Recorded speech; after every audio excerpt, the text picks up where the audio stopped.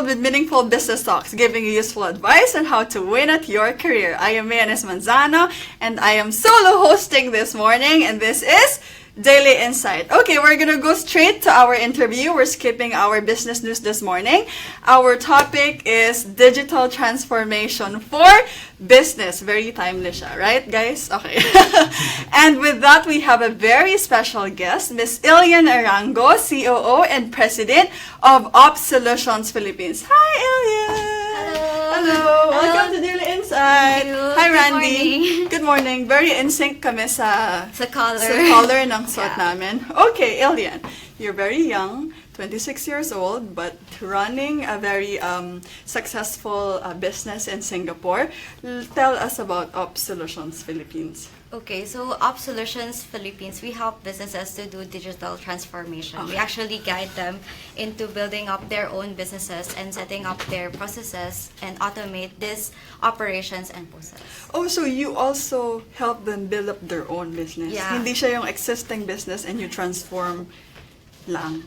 No, we actually transform their businesses digitally because right now people are using manual operations. Mm-hmm. So they fill up forms, they use pen and paper to write the orders. So they use the application to do sales. Okay. A background first, my OPSolutions Philippines, but you are really based in Singapore, yes. Right? Okay. So from Singapore to dito sa Philippines. Paano ka nag-start sa OPSolutions? Singapore muna. Okay, I actually started here in the Philippines, to be honest. So, I started my career here in the Philippines. So, after I graduated, I worked here for 2 years.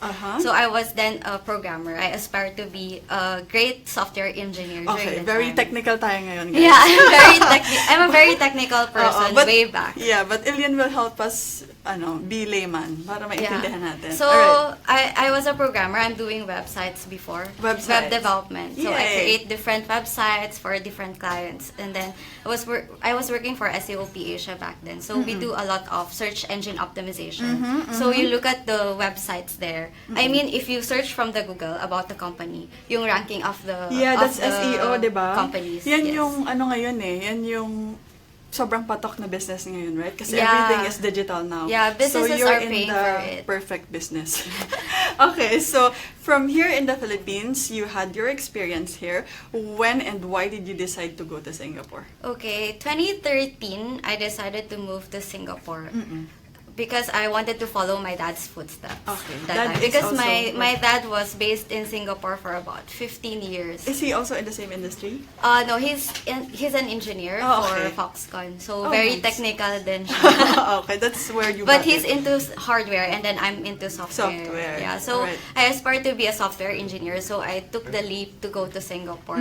So I started as a web developer there. In this company in Singapore? Yeah, no, actually I was working for many bits before. Okay. So, I was doing a lot of microsites, different company websites, like if you have any company information you want to establish in the web. So, I do a lot of that. So, from the design, I build the design into a website for the people to see. And then, a team was formed in many bits to create a system for Unilever Food Solutions. Okay, that is one of the clients. Yeah, that's one of the first big client that we've ever handled. Tapos, I was just helping the team back then. I was doing my own thing. I have a lot of websites projects that time. And I was just helping them to do the database, the system architecture, but because I'm really into like technical structure, technical architecture. So I was back then here in the Philippines, I was doing a lot of optimization for the websites. Your experience here in the Philippines was similar to that you do in Singapore. I did the same when I moved to Singapore, and then when I was helping the team, I was moved to a team lead position. Okay. Kasi I've promoted. During my confirmation, ilang taon ka niyan? Wait lang, let's emphasize. I was 22? 22, yeah. Okay. 22 years old. So, during that time, actually, I just started for about after 3 months, I was confirmed. Kasi in Singapore, the confirmation is just 3 months. Okay. Unlike here in the Philippines, it's 6 months. Right? Yes. So during that confirmation, I was asked to do team lead position. So I handled few developers and other business analysts that time. So before pala OPSolutions, wherein you co-founded, right? No, OPSolutions. OPSolutions is founded by my then boss and now my partner here in the Oh Philippines. yeah, you're only the CEO and president pala. Before that talaga, you had this experience from work na. Yes. And then when did you decide to no, let's go to Switch Digital, your own business later. But OPSolutions, from how did you go to OPSolutions? Okay, so I was, what do you mean? From your the current first, company. Yes, first Yeah. company. Okay, so from many bits, actually OPSolutions bought over the project. Okay. So Unilever Food Solutions project was bought over by Singapore. When you say bought over, like from that company, binay out? Yeah, they Okay. bought over that team, the team existing lang. team and the project. Then we moved to OPSolutions. Then I Okay. was asked to do project management that time. Okay. So because the pool of resources in Singapore is very few. It's very, they lack a lot of developers, or they will be expensive in Singapore. So we outsource in Vietnam. So that's my Why involvement. not in the Philippines? A joke lang. Yeah, yun nga. So, we were outsourcing the team in Vietnam that time. So, I had to fly to Vietnam a couple of times, like 4 or 5 times a year, just to get things done. Because the communication is very challenging. Oo nga eh, that's a new knowledge to me. Kasi hindi ko alam na ang Vietnam pala is also very into IT. Yeah, they have a lot of developers. Pero may language barrier malamang, no? Yeah, the communication is very challenging. I mean, even it's very difficult when you're working remotely, and it's difficult to understand Correct. the person. So that's why I always have to fly to Hanoi or Ho Chi Minh just to get things done, just to get settle everything, and then we go to the next phase of the project. Then that's where I realized, and then I proposed to my boss that why not we set up a company in the Philippines, so because it's better to handle the operations. Yes. We will be able to manage everything. And yung language also, I believe Yes, so. yes, Okay, that's what I've been promoting. So that's the birth of OPSolutions here Yeah. in the Philippines. Yes. So when lang siya? 2015? Yeah, 2015. Okay, so 3 years pa lang siya dito. But in Singapore, OPSolutions is 10 established years. since when? 10 years, 2008. Oh, 10 years na. So you brought OPSolutions here in the Philippines. Yes. Buti pumayag yung boss to bring I OPSolutions think here. it's just getting the trust It's of the the trust. people that you're working with. Correct. Yeah. So you have to show integrity, and then you have to show why you are proposing this and why is it like feasible. So I think he has seen how hardworking I am, how hardworking our Filipinos. I can see that. Yeah, so I think sabi niya, why not, let's try. So yeah, 2015 we started to develop OPSolutions here in the Philippines. So we started hiring people. Then ayun, now we have from 5 employees, now is 30 employees here in the Philippines. Can you explain further what you guys do for a business? Like, for example, owner ako ng small business, small medium enterprise. Let's say a store, an RTW store. I sell clothes, and I go to OPSolutions for your help. What's the process? Okay, the process will be is more of understanding the business concerns. Like, what Okay. are the needs of the client? Okay. What do they want to improve? Or what are the challenges that they are facing? So we interview narrow down. phase. Yeah. Okay. We always do a lot of meetings before present a proposal to the client. Kasi we wanted to learn about how they run the business. And then from there, we can propose something that will be recommended or that will be helpful for them in the process. Okay. Most commonly, ano yung nire-recommend ninyo sa business? Okay, so our focus actually is driving the business through a digital workforce. Okay, Digital digital workforce means that a person is using an application or a web platform to do sales. So instead of writing all your orders, Okay. like usually for what do you call this, those sales company, right, they go to the customer, then they write the orders through Yes. pen and paper. Uh-oh. So what we do is that we use the application, they gather the customer information, so everything is their customer information, contact person, and then you put up the orders there. You Oo. just put the orders there, and then the customer can acknowledge, they can sign from the platform itself. So basically, you're turning it into like paperless na transaction. Yes. Okay. So kung may store man ako, I'm selling RTWs or clothes, I go to you, you will create the app for me. Yes. Oh, so that's what you guys do. Mhm. You will create the app for me.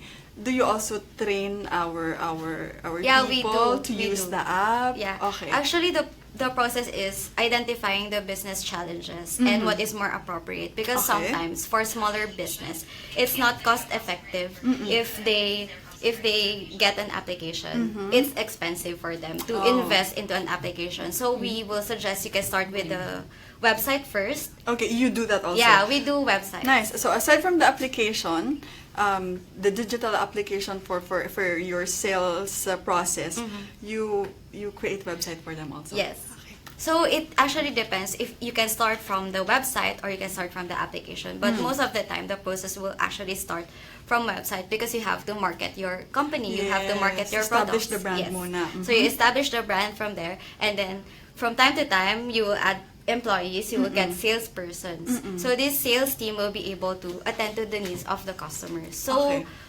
what we do, if like now from what we have learned from OPSolutions, is that we have engaged with a lot of MNC companies. Those are established companies. Multinational. Yeah, Okay. multinational companies. So they have already established their sales processes. Yeah. So that time we don't really like propose something to them, because they they already have. So what we really do is just we automate the process. We digitalize all the process that they have. Ini-enhance na lang. Yes. But it's so nice that you are also helping the SMEs. Yes. So after like 3 years working with our client, like this This big yeah, company. fast-moving company, FMCG, if I'm, then we realized that there's a need for SME companies to also, we wanted to guide them how to do their own sales. Oo. So that's why we come up with Sweets Digital.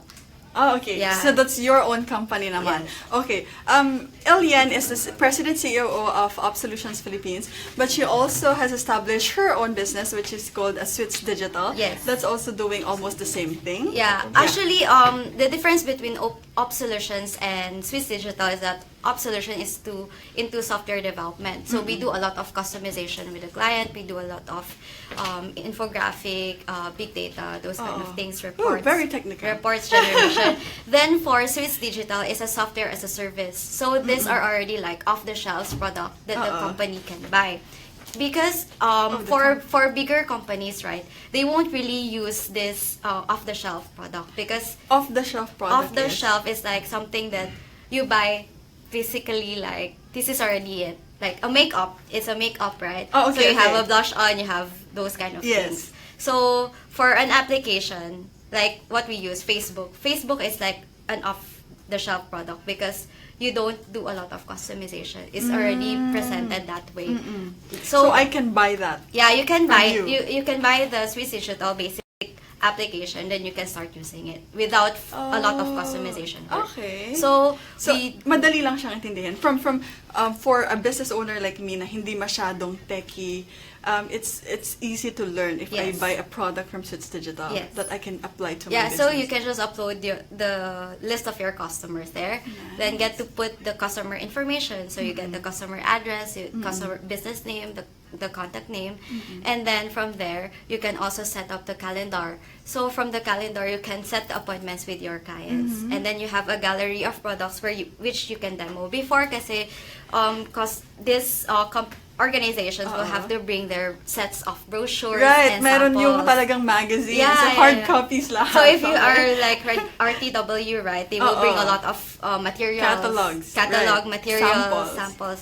So for Swiss Digital is that we do the demo of the product through the app. Yeah. Okay. What is the advantage of having these applications, of transforming your business digitally, as to yung nag-stick tayo minsan sa traditional, physical store pa rin? Yeah, what will this give to a business value?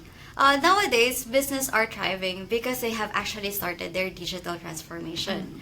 So when you start digitalizing your processes and operations, you are actually measuring, you're actually capturing different types of data and information, which will help you to identify the areas of improvement. Yeah. So once you capture the data, you have sets of data, then you can come up with different reports like, oh, how much is the sales for this year and last year? Then you can compare. Mas mabilis na Yes, it's very i-gather fast, yung, yeah.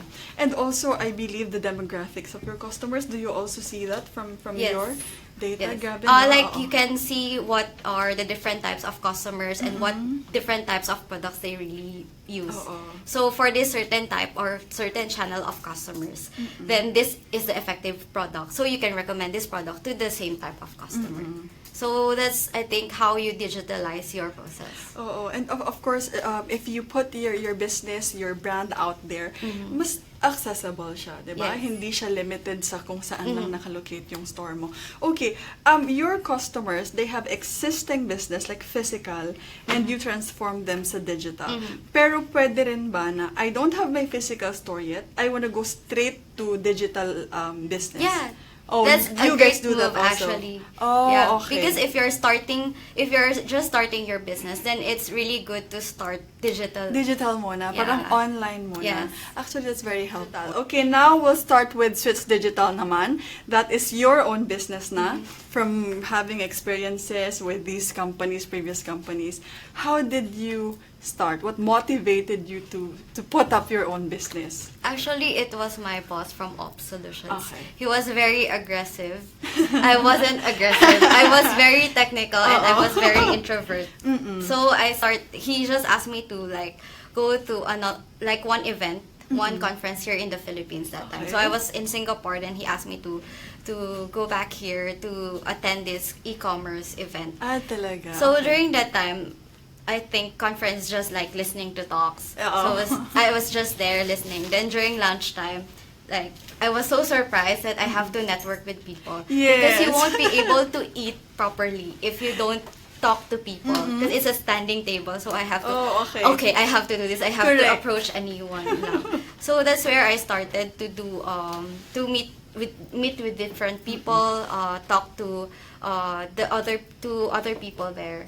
Yeah. So from there, he pushed me to do a lot of conferences, do networking, and that's where I established my interaction with other people. Okay, My so interpersonal skills. Yeah. being a very technical person, talagang yung entrepreneurship wasn't wasn't in your an plans. entrepreneur wasn't really one of my plans Oo. before. I just wanted to be either a project manager or a great software engineer. Right. So from being a software engineer, your boss motivated you to put up your own business. Yes. So that's when you had to learn about business. Yeah. Okay. So you started with networking and attending with seminars. I don't actually have any business background at all. Like my family, my dad is an engineer, my mom is a homemaker. We don't really do business. Business, Yeah, so no? I was like, Wow. how do I do business? How do I propose to client? How do I suggest that this is the way that they should work? Like how can they improve their business through OPSolutions or Swiss Digital? It's Okay. very challenging. It's a great tip actually for our viewers na even though you're a software engineer, na your personality is Yeah. really just for that, an Yeah. employee for a big company, you can explore. Yes. You can still learn a business, and it's I think very wise to have your own. Diba? And learning from your company. Now, how do you do that, Ileanne? Like, you are the president or a CEO, president of Ops, and at the same time you're running your own business. How do you manage that? Actually, you have to juggle everything all together. Yeah, okay. So how do you juggle? you have, because in OPSolutions I'm into operations, so I have to Okay. work with the people. I have to be hands-on with the people. Then for Sweets Digital is I go out, meet different people. Ikaw yung nagmo-market. Ikaw yung sales Yeah, ng because sweets. we just started Sweets Digital 2016, like the concept. Then we started the product development 2017. So we just launched it last year November. Okay. Yeah. So I think for sweets, I'm more of like doing a lot of sales. Sales marketing. Yeah. So in the business, right? If you want to run your own business, you have to you have to learn the technical side. So I was a developer back then, managing the team. So that's where I started to learn about the operations, doing accounting and finance stuff. And then after that is meeting people, meeting different types of people, either young entrepreneurs and established entrepreneurs. You have to adjust to the environment that they're Correct. in. So that's how you network. Yes. Now, how do you manage your time? Kailan ka present sa Ops? Kailan ka present sa Switch Digital? I'm Kailan ka always in character?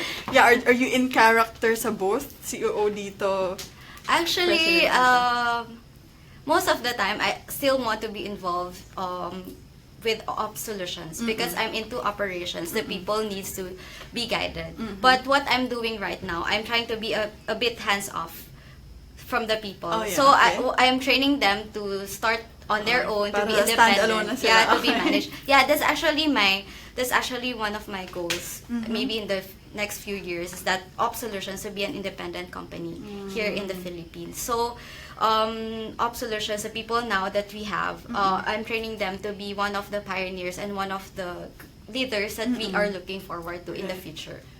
It's so nice because you're also training people. Parang may succession, di ba? You're passing on your knowledge and your skills. Pero ang totoo talagang nag-i-intro ka na to Switch Digital so that you can focus on Switch Digital.